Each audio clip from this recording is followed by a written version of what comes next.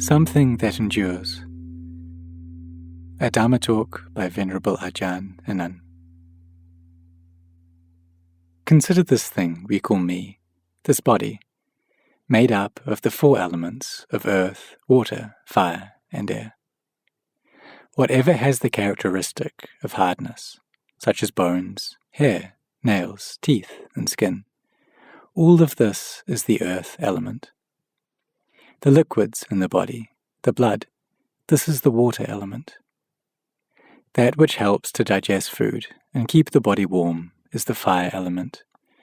And then there's the air element, the breath going in and out, the winds in the body. Contemplating on a deeper level, what we have are particles of matter. According to what we've learned from science, there are neutrons, protons, and electrons which join together to make a single atom. And when multiple atoms come together, they appear to us as a body. Now, if our mind is tranquil and refined, we'll be able to investigate this.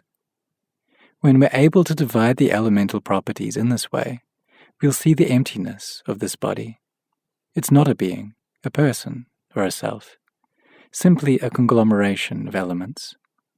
And similarly, all inanimate objects, for example this hall we're sitting in, or a tree, or a mountain, are only particles.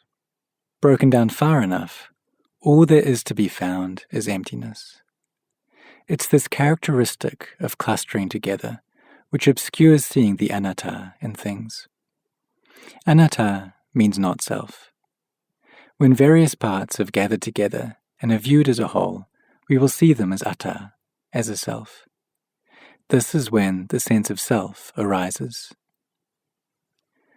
The Buddha demonstrated this to the 5 ascetics in the Anattalakkhana Sutta, the discourse on the characteristic of not-self, when he asked, is this form permanent or impermanent?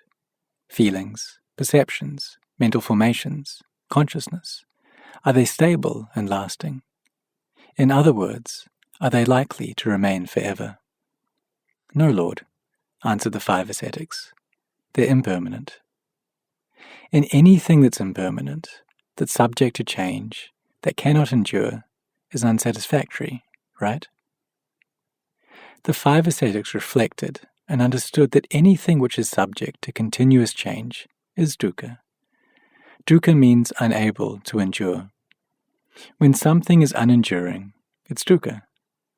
It has instability as its nature and cannot be made otherwise. The Buddha continued, asking, so then form, feelings, perceptions, mental formations, and consciousness, can these be taken as a self?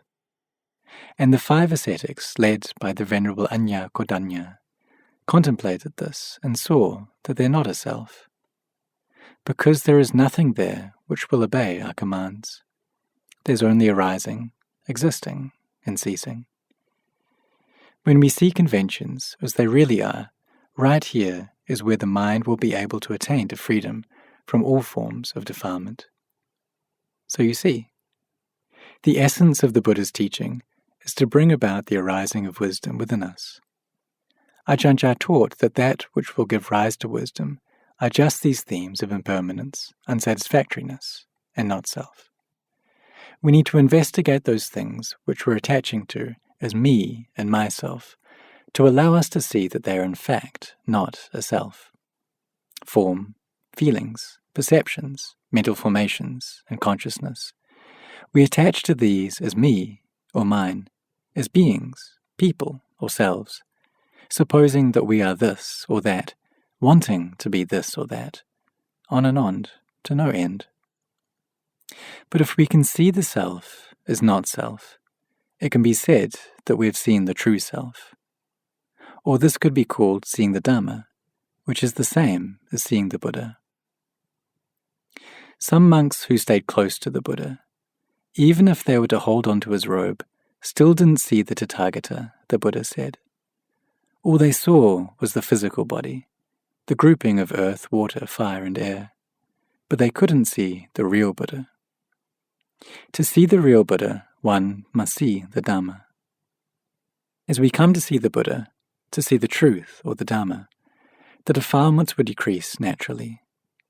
Sakkaya Ditthi, or personality view, will gradually be eliminated until our understanding is perfectly clear. The mind can then enter the stream of Nibbāna. That is, one cannot fall back to lower realms of birth. When the truth is seen, the mind will be beyond the world, Lokuttara. Yes, there's still some greed, anger, and delusion in the mind, but it has more mindfulness than before. One has greater control over the mind than before. Right here is the beginning of true goodness, which all of us monks and lay practitioners can reach through our practice. If our contemplation frequently gives rise to wisdom, then it won't be difficult. Do it a lot. Develop it well. When we put forth effort to practice, we can make the mind peaceful by contemplating. If we contemplate mental impressions which gain entry at the eyes, ears, nose, tongue, body, and the mind, we'll see that they're impermanent and uncertain. Or we can contemplate the impermanence and uncertainty of this physical body. It's a collection of transient properties, a collection of dukkha, a collection of anatta. There's no self which can be found there. Using wisdom in this way can lead to samadhi, a state of tranquility. Once the mind has been calmed, we can investigate again. Profound understanding may then arise, seeing that this body and mind are really not a self. When it's seen the emptiness of all phenomena, the mind will be able to let go. So we keep an eye on the mental impressions, which we've seen as impermanent, unsatisfactory, and not self, relating to them without attachment.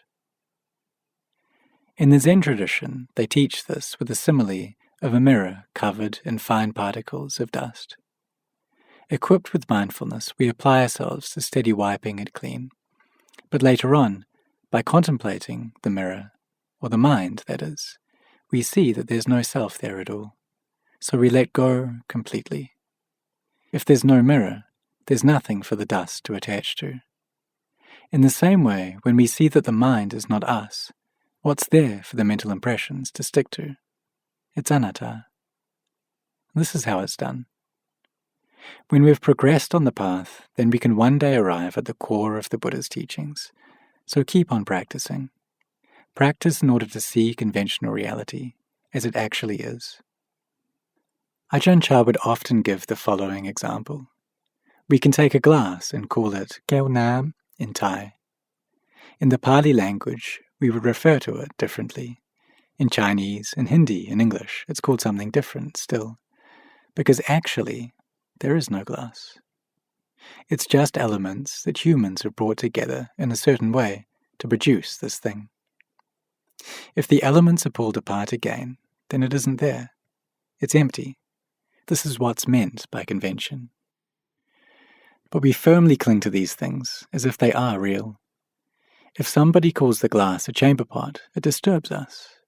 Please hand me that chamber pot, someone says, and we feel like, that's not a chamber pot, it's a glass. But these are only conventions.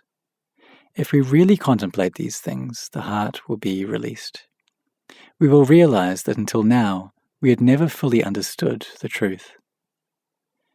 In reality, there isn't any thing there. When we understand the truth, the heart becomes bright and clear.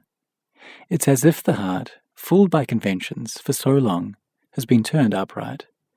It's been liberated from attachment, realizing that all the things of this world, including this body and mind, are without any abiding essence of self. It's just not correct to take them as a self. According to conventions, one may say there is a self, but one knows that it's not true. When it's like this, one has seen the Buddha. This is how Luang Por Tongrat would teach his disciples. Out walking through the country on one occasion, he and some of his monks passed by a couple of water buffaloes. Afterwards, he asked the monks, "Did you see those female buffaloes there?" And one of his disciples said, "But those weren't females, sir. They were males." So Luang Por said, "They were females." And the disciple began to argue until he was red in the face, because he had seen for sure that they were males. He saw it with his own eyes. The teacher is surely mistaken. I'm definitely correct. He had seen it right, for sure. The disciple let his mindfulness lapse and got more and more entangled in conventions and self, until Lumpu Tongrat said, "Hey, are there really such things as male and female buffaloes? Who's the one who sees them? Is there a me?" He went on asking until the monk regained his mindfulness and realized, the Master is teaching the Dhamma. He's leading us to see in terms of ultimate truth that there is no real self. There are no animals or people, no self, no me or them. At first we become stuck on the idea of buffaloes, and once there are buffaloes, then there follows what gender, what colour, how big is it? All the time getting more and more deluded. In truth, there aren't any of these things. They're all conventions. Ajahn Chah gave the example of a duck and a chicken. Presently, we say that a duck goes quack quack and a chicken goes cluck cluck. But if it happened that they had called ducks chickens and chickens ducks, then presently we would call that which goes quack quack a chicken, and would be calling our chickens ducks. Our mutual understanding is just based on conventions. In actuality, it's not correct.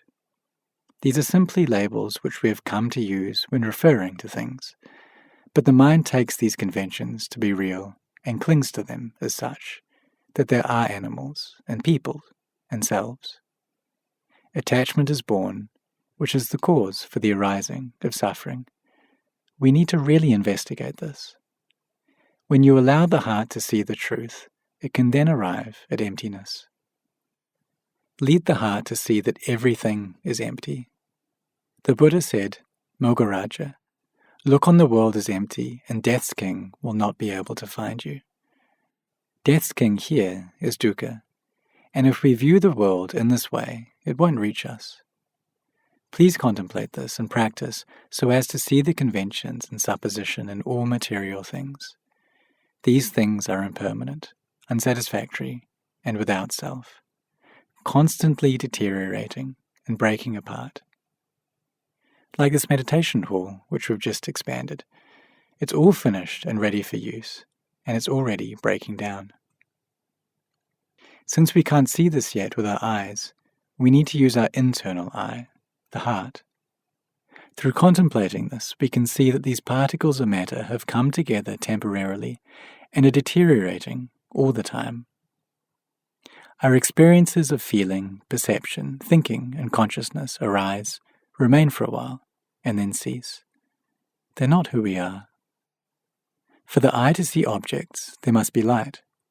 If the eye is functioning, it will receive the reflection of the object. If there's no object, or if there's no light, or if there is an object and light, but the vision faculty is impaired, then this won't take place. One will not experience what we call seeing. Whether it's seeing, hearing, smelling, tasting, or touching, we can observe that these rely on processes that need multiple conditions to take place in order for us to experience them. For one who is blind, there is no seeing. For one who is deaf, there is no hearing. In other words, the consciousness which would normally arise is obstructed from arising. Any consciousness that does arise simply arises, endures, then ceases. It doesn't remain for long. There's no self there to be found. However, the heart attaches to the seeing as me seeing. This is where the problem lies. When I'm the one who hears, then it's he insulted me, he criticized me, he doesn't like me. That's how the heart will perceive it. So get in and investigate. Hey, where is this me? Who is the one who sees? Who is the one who hears? Who is the one who smells? Perceiving this flavor, that bodily sensation, the mental phenomena that arise, they simply arise, remain, and then cease. But when the heart goes and becomes attached to them, the sense of self comes up as well. See? This is the way to investigate. If we find ourselves liking or disliking something, then consider, is there a self? Is there a me? And who is the one who dislikes? Who is the one who loves and hates? Who's angry? Who's scared? Have a look. We can see into this fact of not-self. If there's enough wisdom present, then we'll be able to let go, and the mind will be empty. This is Tatanga Vimutti, a momentary liberation, a momentary Nibbāna. This Nibbāna is not far away, okay? It's here in the heart. If we are to see the Dhamma, then we will see Nibbāna in the heart. Awakening to the Dhamma, one awakens right here in the heart. Perhaps we've been to India and Nepal to pay homage to the Buddha. With this comes the arising of faith and devotion, of rapture and happiness. But we still need to use the insight of vipassana to reflect. This is where the perfectly self-awakened Buddha attained Nibbāna, and the way he attained Nibbāna was by seeing that the body and mind are not self. At first there is the appearance of rapture and happiness. This is an aspect of samatha practice. When we contemplate until the mind unifies and sees that the body and mind are not self, this is the arising of vipassana. In order for the insight of vipassana to arise, we need to rely on samatha, making the mind firmly concentrated. Therefore, we need to try and train the mind in becoming calm. One can watch the in and out breath, or use a meditation word like Buddho, or else it's possible to establish mindfulness by internally reciting a chant one is familiar with. The more times one cycles through the chant, the firmer it will become. Finally, after remaining with the meditation object for quite a while, one will feel the mind drop down to merge with Buddho. Rapture arises at this point, and it's enough to stay with Buddho. There's no need to focus on the breath. Once rapture and calm come about, the Buddha taught to develop vipassana, reflecting that Buddho means the one who knows, the one who is awake, the one who is joyful. What did the Buddha know? What had he awoken from? Why was he joyful? Knowing, he knew that the body and mind are not self. He had awoken from upadana, deluded clinging and attachment. And when there are no more defilements, then the heart is joyful. So frequently try to contemplate in this way.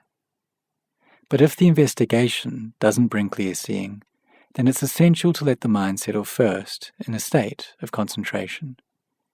We support this by relying on the 5 precepts as the heart's foundation. Our conduct will thus be virtuous and pleasing to others. We perform acts of giving as a normal part of our life. We care for our precepts as a normal part of our life. We develop meditation, giving rise to mindfulness and firm concentration. This is the path of practice that will lead one to see the Dhamma. When this path unifies, it will be able to destroy a personality view, sakkaya ditthi, skeptical doubt, vicikicca, and attachment to rituals and practices, silabbata paramasa.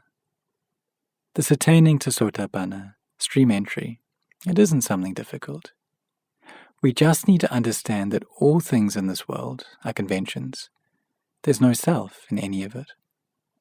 This is how it is for a sotapanna. One's faith in the Buddha's dispensation will be absolutely firm. There will be effort to reach the end of suffering. One will have seen that the entire world is an illusion, and that all forms of worldly happiness are inauthentic and unstable. It was like this for Sariputta and Mahamoggallana prior to their going forth. They had gone to watch the festivities performed at Mount Kichakutta, celebrations which could go on for an entire month, as was the tradition in India at that time. There was great merrymaking, with everyone dressed up and beautifully ornamented. Sariputta and Mahamoggallana each led a retinue of 500 young men, and they all went together to enjoy the festivities. But when the fruits of their past good karma reached full maturity, these 2 friends became disenchanted. The shows and entertainment now appeared boring and wearisome. There was only degeneration, and the inevitability of death. After reflecting in this way, these two venerable ones decided to seek the Dhamma as a means to transcend suffering, and in the end they both attained to the highest stage of enlightenment. So let's all reflect on this. These types of happiness and amusement are not permanent or reliable. When this bodily formation experiences the anguish of degeneration and death, these amusements won't be able to help us. We can't simply amuse ourselves in this world, for dukkha, namely aging, sickness, and death, awaits us in the future. It's great pain and suffering. Our lives are heading for death with each passing mind moment. At all times, with every fraction of a second, we are forever moving closer, facing the arrival of aging, sickness, and death. Reflecting on this will give rise to disenchantment and dispassion for the world. We should all conduct ourselves heedfully, endeavor to cultivate the paramis, the spiritual perfections. Practice a lot. Even if we have much work and little time, still we must try to look after our mindfulness throughout the day. Continually applying ourselves to contemplating the Dhamma will bring about both tranquility and wisdom. It will allow us to see that our life is uncertain, that death is certain. When this is plainly seen, the heart will become weary and dispassionate. It will be set on Nibbāna, freedom from the suffering of endless birth and death. Investigate so as to arrive at emptiness. If you can see this emptiness clearly, just once, you will directly understand the teachings of the Buddha. The heart will be filled with tremendous happiness, and you will know that the highest happiness is that of Nibbāna. There is no other happiness which can equal it. When the heart attains to that level of emptiness, the rapture and happiness that appears is overwhelming. If you were to compare it with the happiness found out in the world, this is much more. It's something lasting, something that endures.